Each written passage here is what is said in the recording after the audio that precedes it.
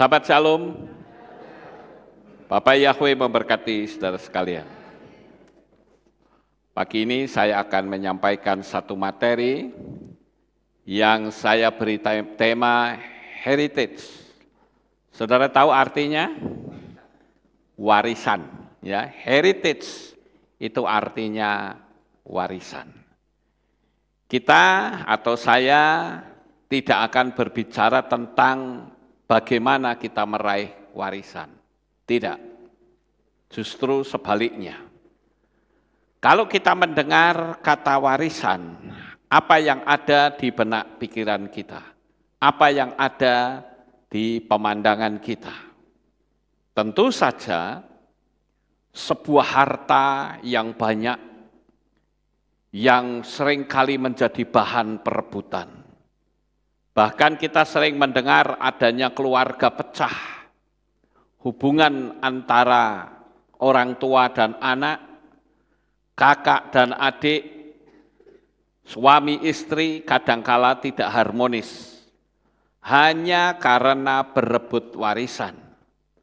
Tetapi kita sebagai anak-anak Bapa Yahweh, jangan sampai mengalami keributan hanya karena rebutan warisan.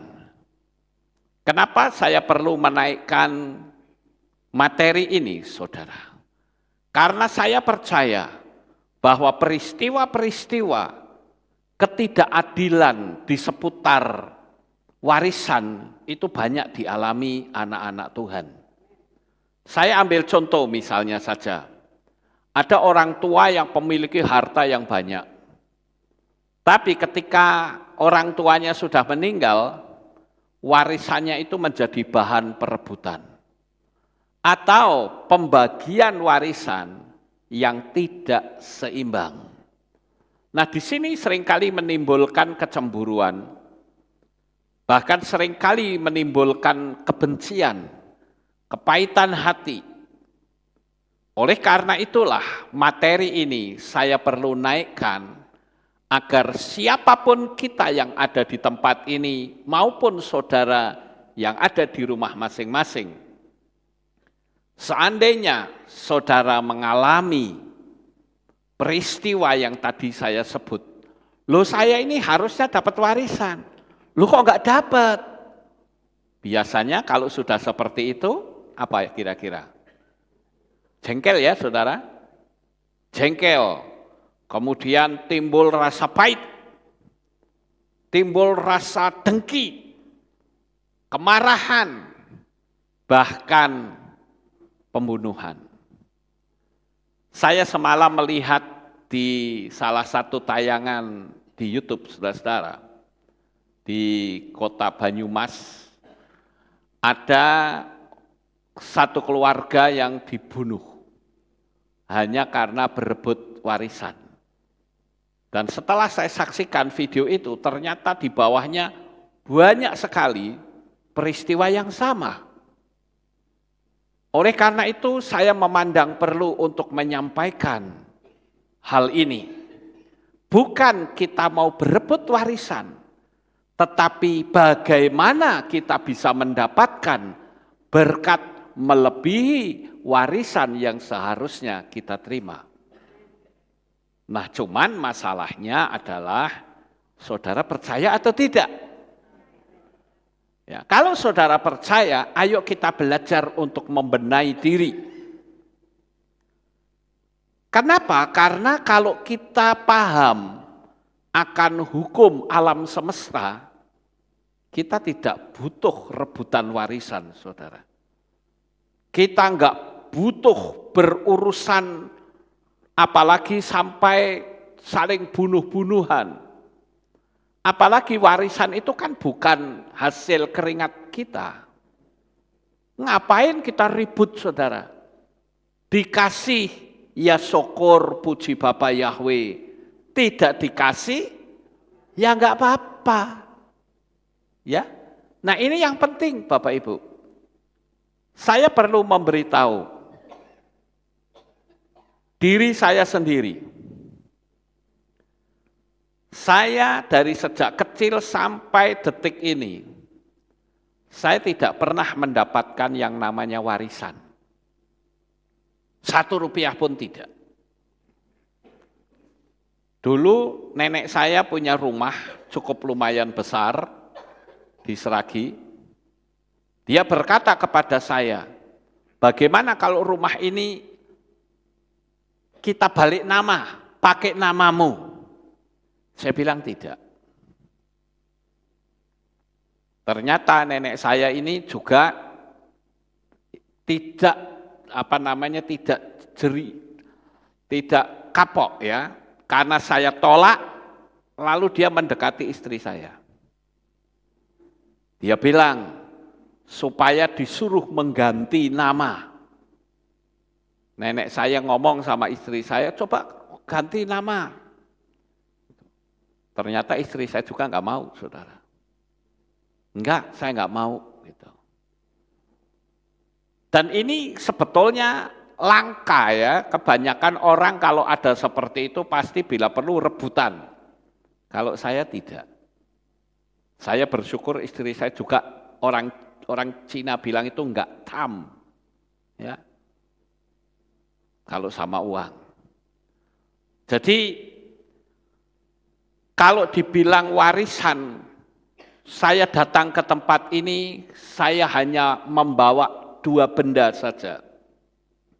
Saya sering menceritakan hal ini agar supaya saudara bisa tahu. Inilah pola hidup, gaya hidup saya. Saya masuk Magelang itu modalnya cuma 2 benda. 1 kamus bahasa Inggris dan 1-nya bantal. Hanya itu saja yang saya bawa. Apakah saudara pikir saya sudah menempati gedung yang seperti ini besar? Tidak. Apakah saudara pikir saya sudah punya pastori yang indah seperti itu? Juga tidak. Saya menempati gudang ban. Kalau saya pelayanan, saya pun dipinjemi sepeda motor. Kadangkala kalau jauh ada yang minjemin mobil.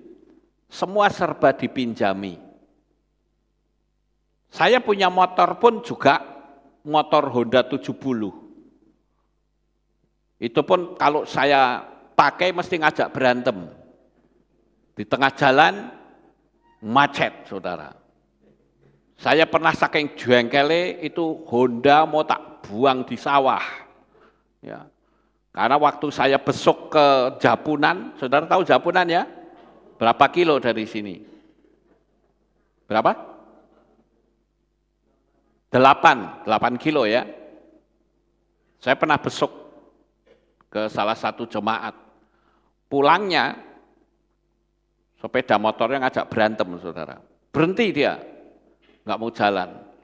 Saudara bayangkan, apakah saya harus nuntun sepeda motor dari Japunan sampai ke sini? Saya jengkel, saya pikir tak buang aja ini di sawah. Wes dijukuk wong ya ben, mau tak balangke gitu loh. Cuman saya juga mikir juga, lah nanti nek saya butuh bagaimana? Jadi ya sudahlah, saya harus bawa. Saya jalan kaki, gandeng benda yang parah ini, tak gandeng terus sampai ke sini, itu 1 jam kira-kira perjalanan dari Japunan, saudara. Dan apakah saya lalu bersungut-sungut, saya teriak-teriak sama Tuhan, Tuhan kok kamu tidak kasih saya begini? Enggak. Saya juga pelayanan sampai ke Pemanukan, waktu itu saya ingat, saya berangkat pagi naik bis Damri. Dan itu bisnya ngetem lagi, saudara. Panasnya minta ampun, nggak ada AC-nya. Sampai di Pemanukan, saya istirahat hanya setengah jam. Langsung pelayanan. Poelere nggak karu-karuan. Tapi saya juga nggak bersungut-sungut.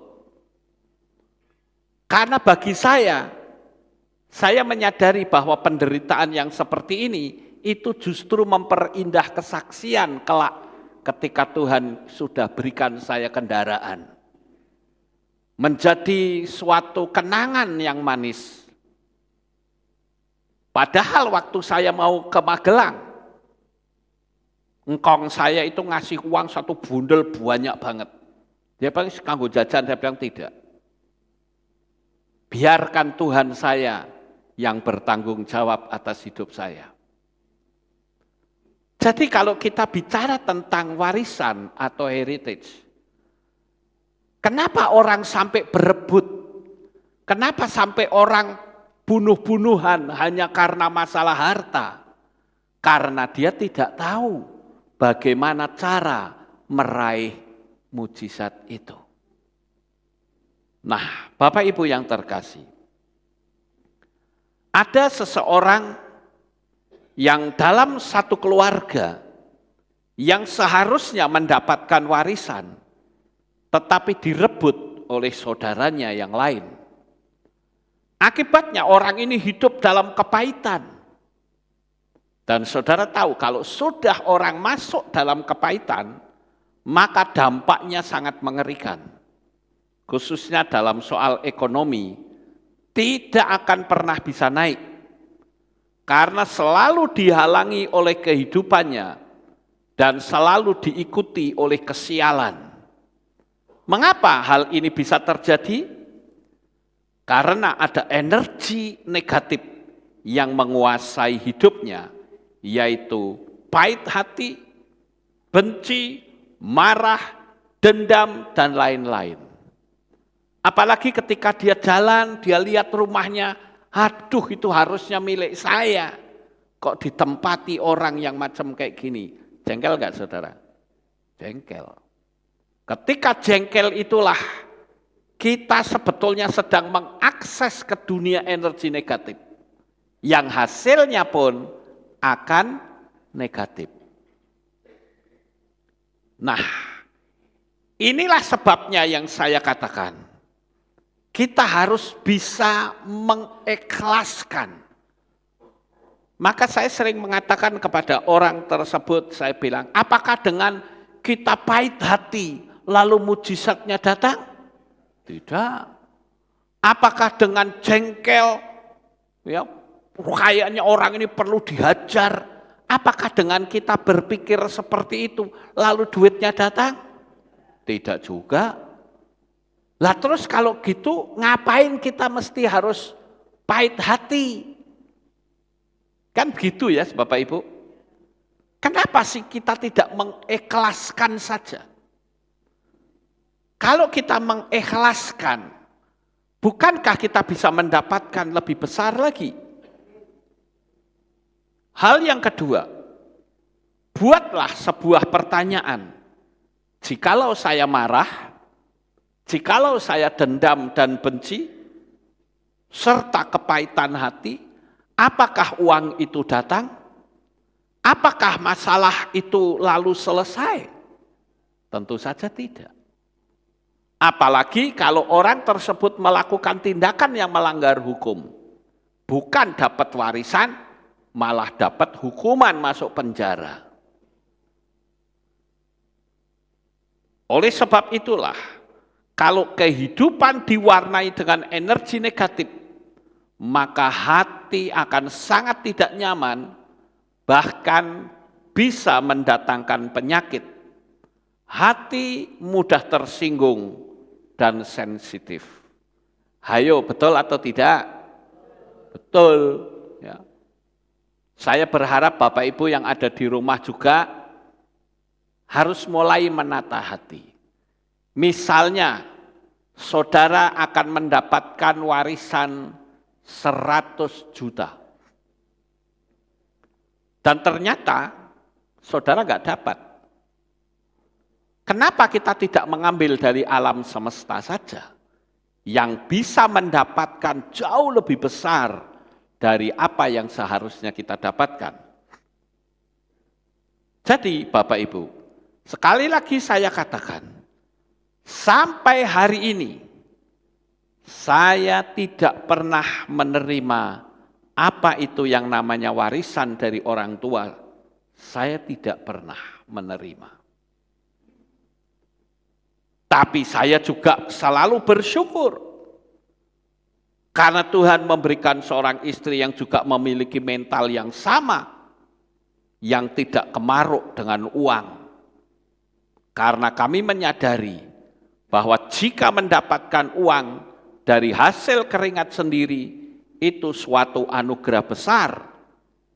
Jika kita mendapatkan uang atas pemberian Tuhan, itu jauh lebih bisa dinikmati ketimbang harus berebut dan saling bunuh untuk mendapatkan warisan. Sampai di sini saudara bisa pahami? Jadi saya katakan dikasih ya syukur, puji Bapa Yahweh. Kalau tidak dikasih, ya syukur juga, enggak masalah. Paham Bapak Ibu? Jadi melalui materi ini saya ingin mengajak saudara sekalian untuk bisa melihat berkat Bapak Yahweh yang jauh lebih besar daripada rebutan warisan. Minimal, kalau misalnya ada saudara kita yang merebut yang seharusnya hak saya, it's okay, no problem. Minimal orang itu nggak akan ganggu ekonomi kita. Betul nggak? Nah, dia sudah dapat kok, ngapain ganggu saya? Kita sudah menang di atas angin. Ini ibarat seperti gini ya saudara, saya akan ilustrasikan. Di sebelah sini ini ada air terjun. Airnya banyak banget. Lalu ada orang yang mengambil air itu. Sebutlah orang tua kita. Dia mengambil air itu mendapatkan 1 ember air dari air terjun itu. Lah kita anak-anaknya melihat orang tua kita itu punya air 1 ember. Betul ya Bapak Ibu? Lalu orang tua kita yang punya air 1 ember itu mati, meninggal dunia. Nah biasanya air yang 1 ember itu kan dibagi kepada anak-anaknya. Ya kan, minimal kalau anaknya 2 ya bagi 2 kan gitu.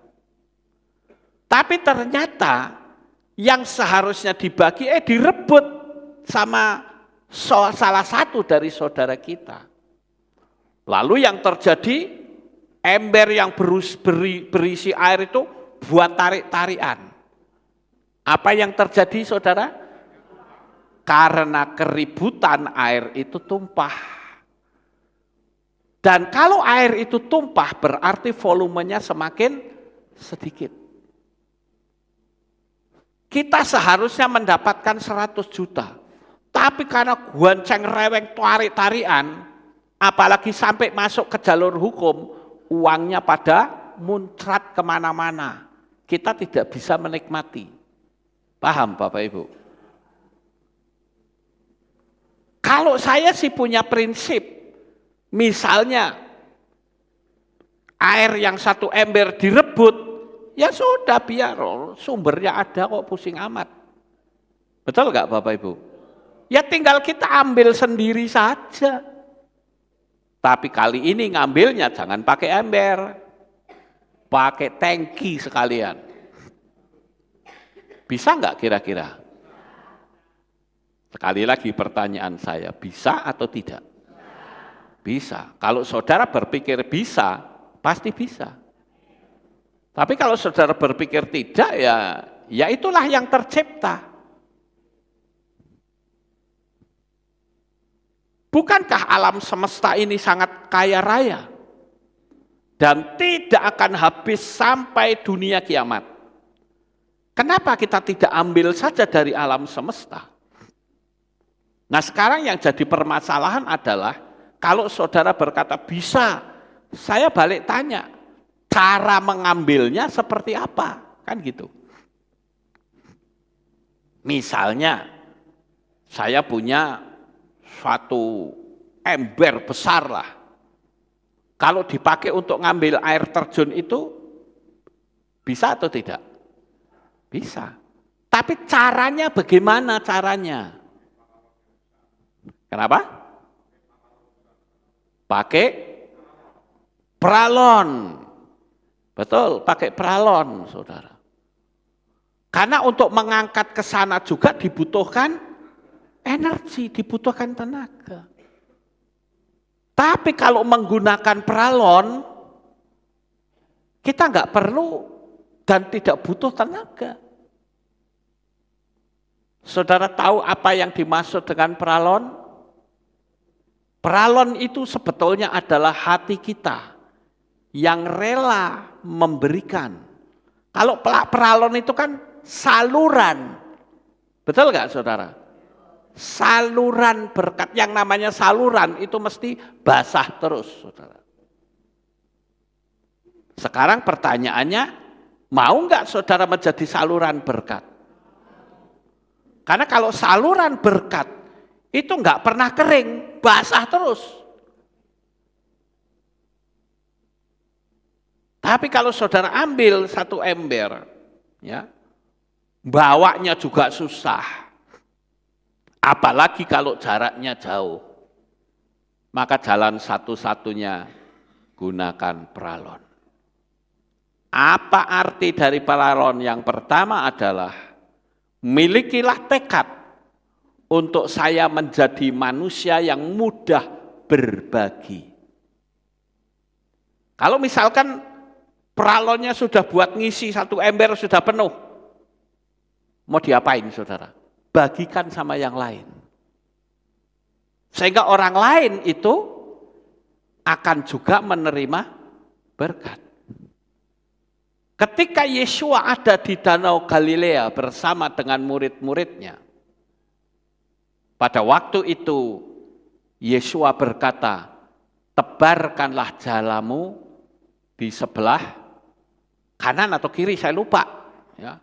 Pokoknya suruh menebarkan jala di sebelah kanan kayaknya. Ya. Petrus itu ngomong apa? Tuhan, sudah sepanjang malam kami mencari ikan, nggak dapat. Secara hukum logika itu nggak masuk akal loh. Yesus itu pinjem perahunya Petrus, khotbah, pinjem perahunya Petrus.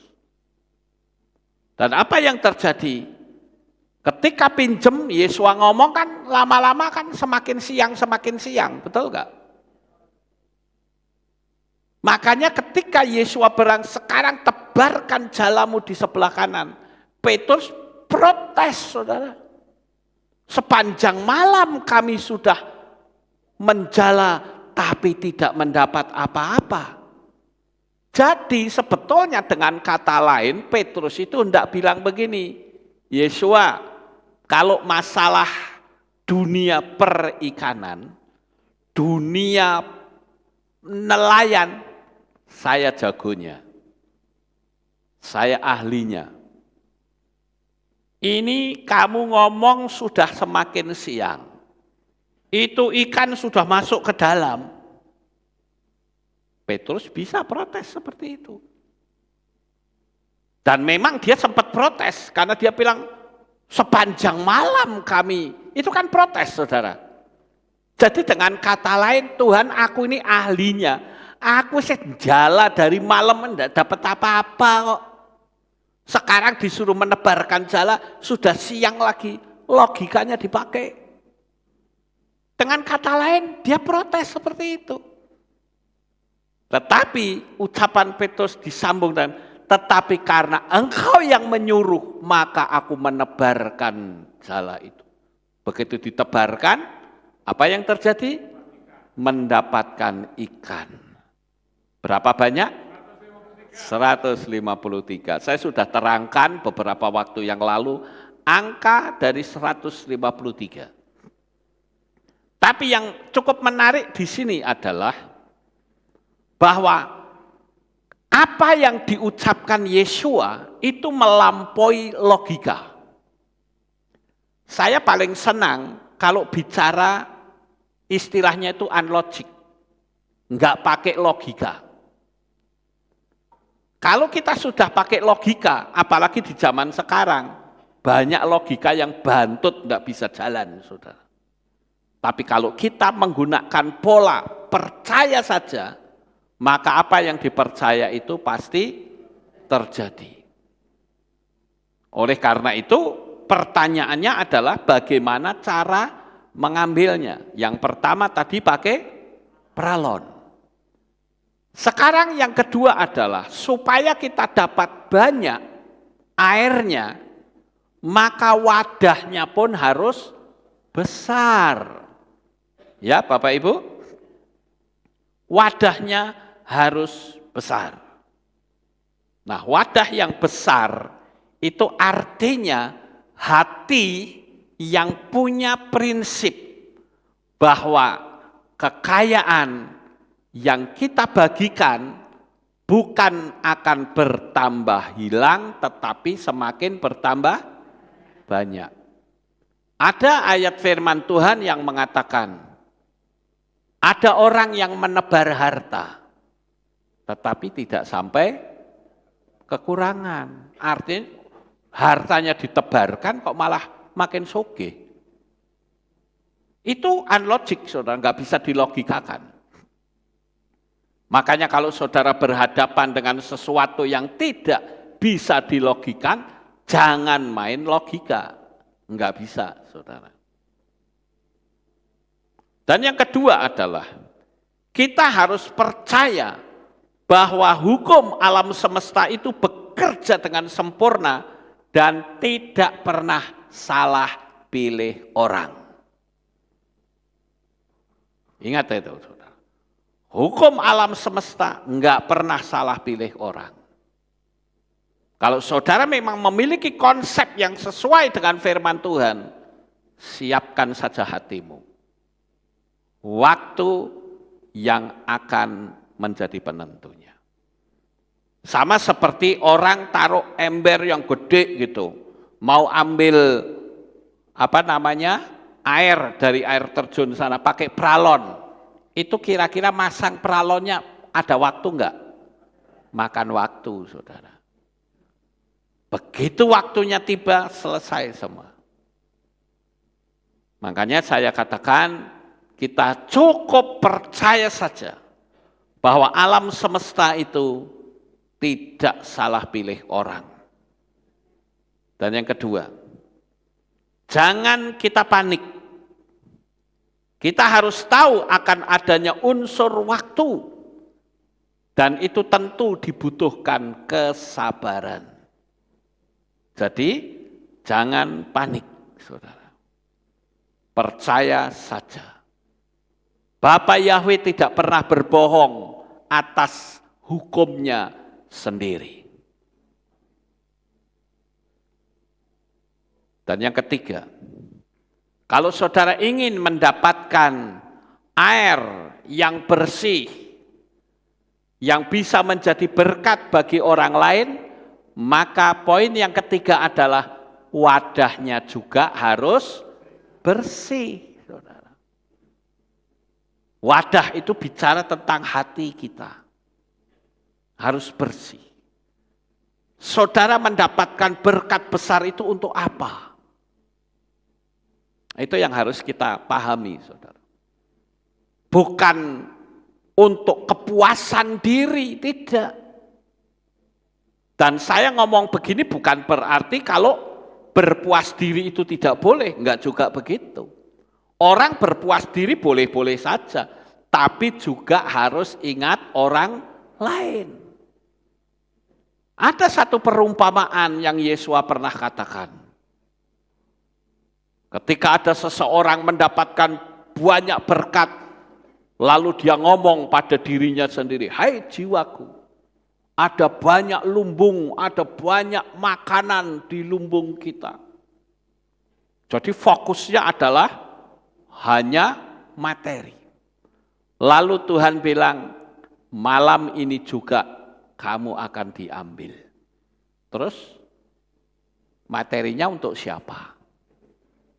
Makanya kalau ini digatok-gatok maka untuk bisa mendapatkan mujizat yang besar, siapkan hati, siapkan wadah yang lebar, yang dalam, dan bersihkan wadahnya itu. Jadi Bapak Ibu, selama kita punya hati itu bersih, bukan juga untuk balas dendam. Artinya apa? Kalau orang itu nanti menderita, wah rasain loh, enggak boleh begitu juga.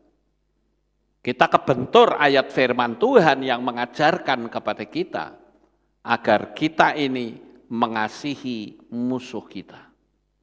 Pertanyaannya adalah, bisa enggak kita mengasihi musuh kita? Kan ini jadi masalah, saudara. Kadangkala kalau orang sudah mulai pahit hati, sudah rasa-rasanya siapapun orang dilibas habis. Makanya sampai ada pepatah ngomong begini, ketika dulu miskin, pertanyaan yang selalu dipertanyakan tiap hari adalah, besok saya makan apa? Tapi setelah kaya, yang ada di pikirannya adalah, siapa yang akan saya makan? Loh, ini sebuah fakta, saudara. Saya punya teman pernah bercerita, saya nggak perlu sebut produknya, yaitu produknya ini adalah produk teh, ya, tapi nggak perlu sebut merek, nggak boleh. Ya.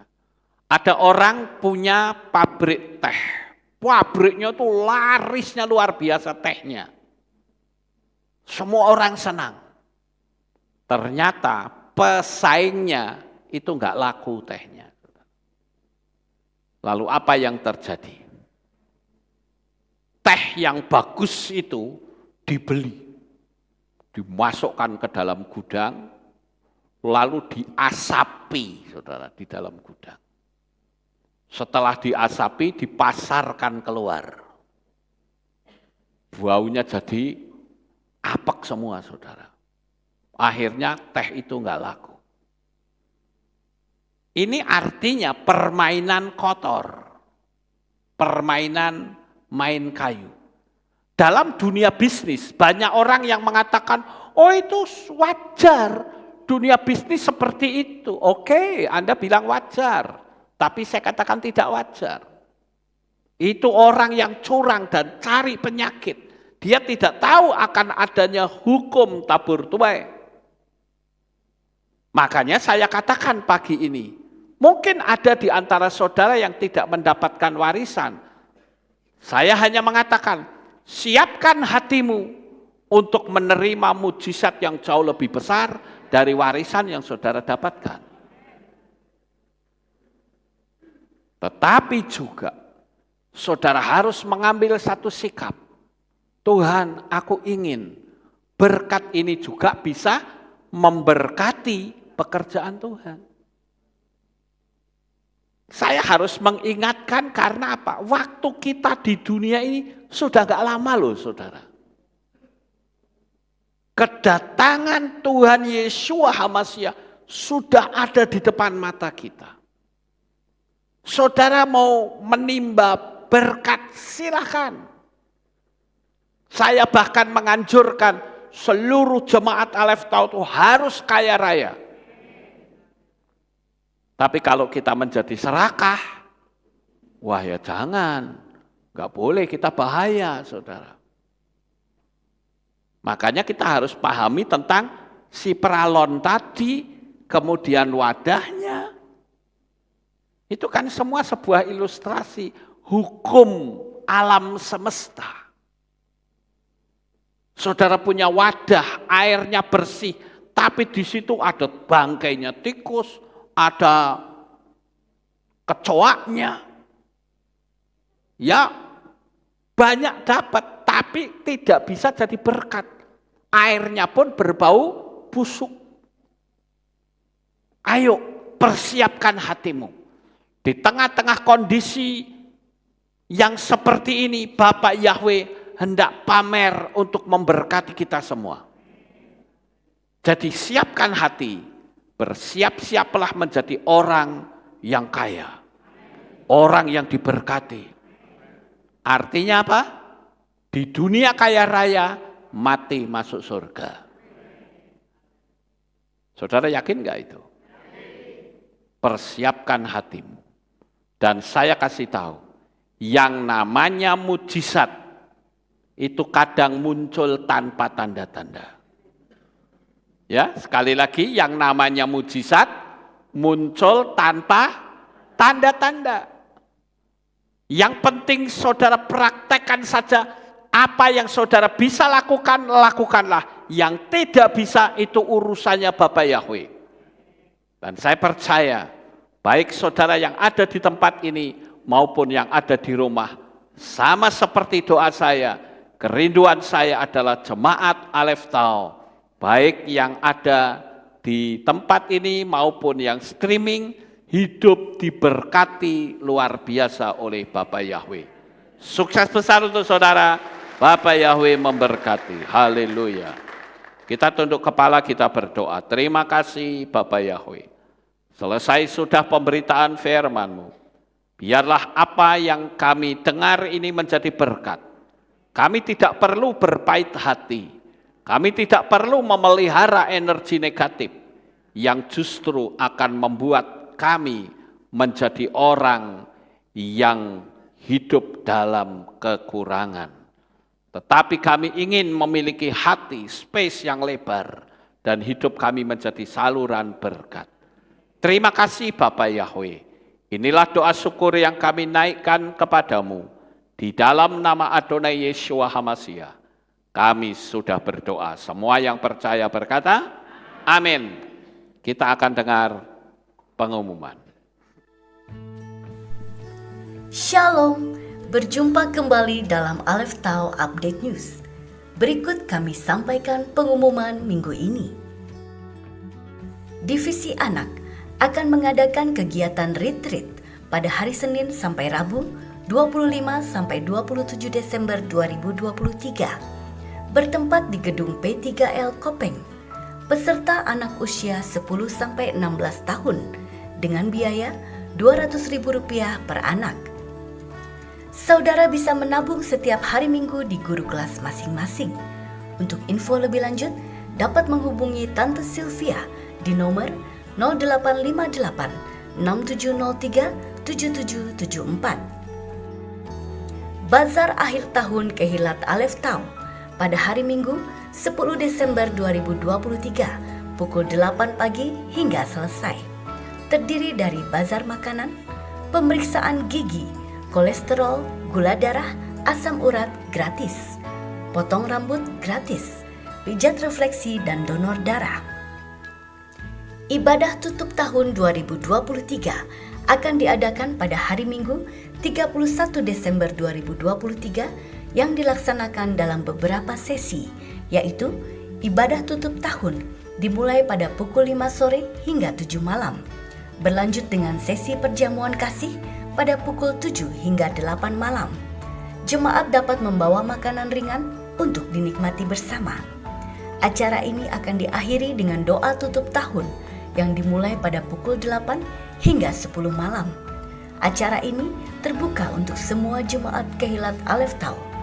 Ibadah Minggu pagi tetap diadakan seperti biasa. Divisi Dancer membuka pendaftaran bagi saudara yang rindu melayani dalam bidang dancer, yaitu tamborin dan banner, yang terbagi dalam beberapa kelas sebagai berikut.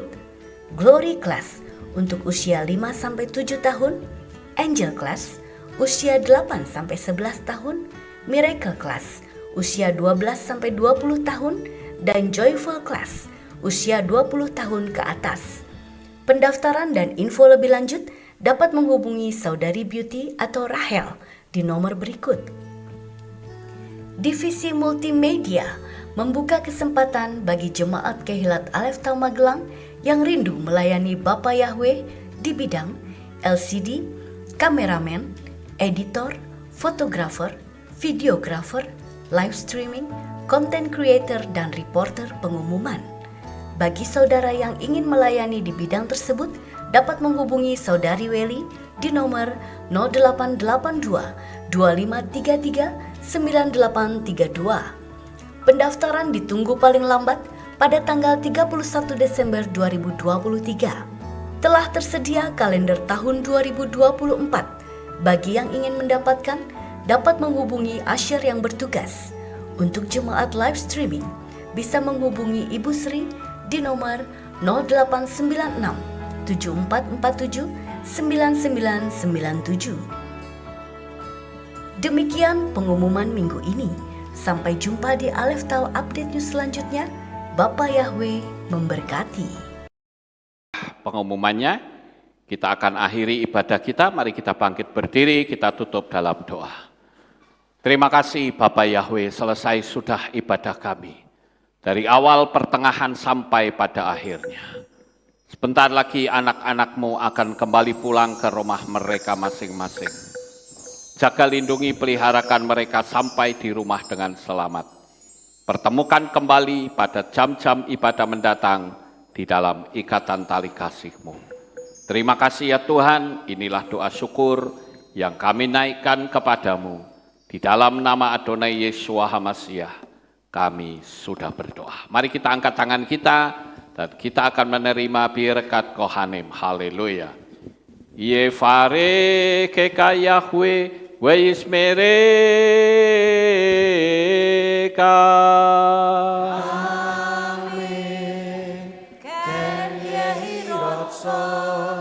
Yair Yahweh panau eleka, wihuneka.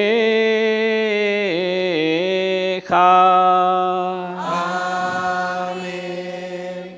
Ken Yehirotson. Yesa Yahweh panau eleka, wayashem leka, shalom. Amen. Ken Yehirotson. Baruk atabaer ufaruk atabasareh. Engkau akan diberkati di kota dan kau akan diberkati di ladang. Amin. Baruk peripit neka ufriat matka ufri fahem teka syekar ala peka westerot soneka. Diberkatilah buah kandunganmu, diberkati hasil bumimu, diberkati hasil ternakmu, anak-anak lembumu dan anak-anak dombamu. Amin. Baruk tanah kaum isyarteka, diberkatilah pakulmu dan tempat adonan. Amin. Baruk ata memoy kau faruk ata betseteka, dan kau akan diberkati pada waktu kau masuk, dan engkau akan diberkati pada waktu engkau keluar. Amin. Baruk ata Yahweh Elohenu melek haolam, beshem Yeshua HaMashiach beruah hakodes kile olam faed. Kami sudah berdoa dan mengucap syukur. Haleluya.